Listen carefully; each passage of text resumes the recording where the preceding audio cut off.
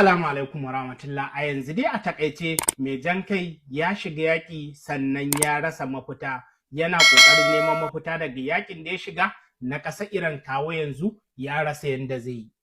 A jiya aka kawo masa sakamako na yarjejeniya da ake son a yi ta tsagaita wuta ko sulhu tsakaninsu da ƙasar Iran su bayan ya tura nashi sharaɗan ƙasar Iran suka tura nasu sharaɗan su bayan an kami shi ya karanta shine abin ya fusata shi yake cewa totally unacceptable kamar yadda kuke gani wannan posting ɗinsa ne bayan ya karanta sharaɗan ƙasar Iran ne ya ga sun masa zafi shine ya ce ba za ta saɓu ba bindiga a ruwa. So waɗanne sharaɗa ƙasar Iran suka bashi wanda suka sa mishi ciwon kai shine na farko ƙasar Iran sun ce a lalle ilalla zirin Hormuz zai kasance ƙarƙashin ikon ƙasar Iran sannan dukkanin takunkumi da aka ɗora musu wanda yake dama haramtattu ne a cewar ƙasar Iran sai an janye wannan takunkuma sannan sai an dawo da ƙasar Iran kuɗaɗenta da aka rike. Baya ga haka ba su tsaya nan ba suka ce sai an biya su asarar da aka musu a yaƙi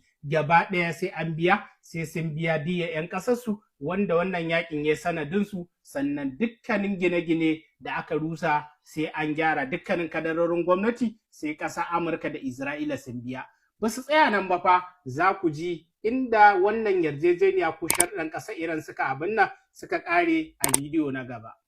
Assalamu alaikum warahmatullah. Jirgin dakon man fetur na ƙasar Koriya ta Kudu ya sha wuta a wajen dakarun IRGC na ƙasar Iran. Wannan jirgi ya biya umarnin uwar gidansu watan ƙasar Amurka sannan ya bijirewa umarnin masu gida watan ƙasar Iran wanda sun ba da umarni akan cewa sun rufe zirin Hormuz sun haramta wa dukkanin wasu jirage wanda suke da alaƙa da ƙasar Amurka bin ta wannan guri domin kai wa ƙasar Isra'ila